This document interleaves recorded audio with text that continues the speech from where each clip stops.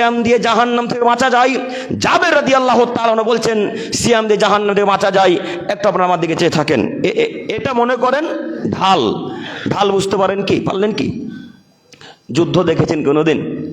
যোদ্ধার কাছে দেখবেন বাম হাতে একটা ঢাল থাকে, ওই কড়াইয়ের মতো, প্লেটের মতো, আর ডান হাতে একটা তলোয়ার থাকে, চাকু থাকে। যোদ্ধা যতবার তাকে আঘাত করার চেষ্টা করে, বাম হাত দিয়ে ততবার সেটাকে আটকানোর চেষ্টা করে যেন গায়ে তার তলোয়ার না লাগে, চাকু না লাগে। এটার নাম হচ্ছে ঢাল।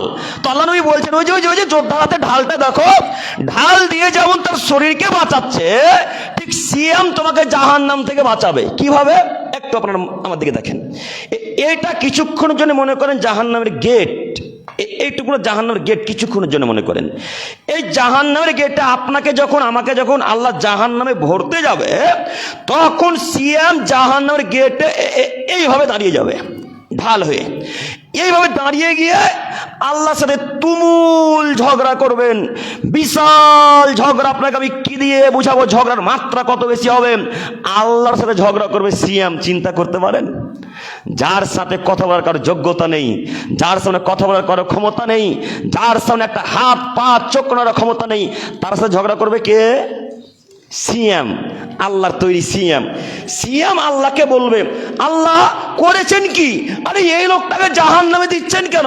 আব্দুর রহমানকে কেন জাহান্নামে দিচ্ছেন? আব্দুল খালেককে কেন জাহান্নামে দিচ্ছেন? আব্দুল জব্বারকে কেন জাহান্নামে দিচ্ছেন? এ তো সারাদিন না খেয়েছিল, এ তো সারাদিন না পান করেছিল শুধুমাত্র আপনাকে খুশি করার জন্য।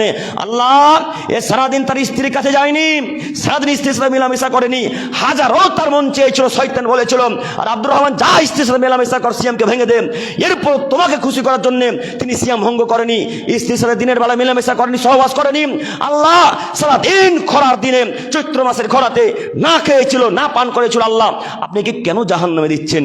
কেন দিবেন জাহান্নামে? আল্লাহ আপনার সাথে আমার এটা ওয়াদা ছিল যে যারা সিয়াম পালন করবে তাদেরকে তো জান্নাতে দিবেন, এটা আপনি ওয়াদা করেছিলেন, আজকে কেন জাহান্নামে দিচ্ছেন? তখন সিয়ামের কথা শুনে আল্লাহ বলবেন, আচ্ছা যা, তুই ওকে জান্নাতে নিয়ে চলে যা।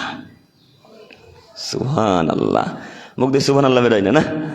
হাদিস তো বুঝতে পারেননি। দিন রাত তো কেসা কাহিনী শুনে ব্যস্ত, মন তো একবার মরে গেছে কেসা কাহিনী শুনে শুনে। হাদিস কোরআন তো মনোযোগ লাগবে না। আপনাকে আমি কি দিয়ে বুঝাই? সিয়াম ঝগড়া করে জান্নাতে নিয়ে যাবে কাকে? যে লোকটা পৃথিবীতে সিয়াম পালন করলো। তো রামনগরে যারা আজ পর্যন্ত সিয়াম রাখেনি, আজকেও যারা সিয়াম নেই, এর জন্য সিয়াম ঝগড়া করবে?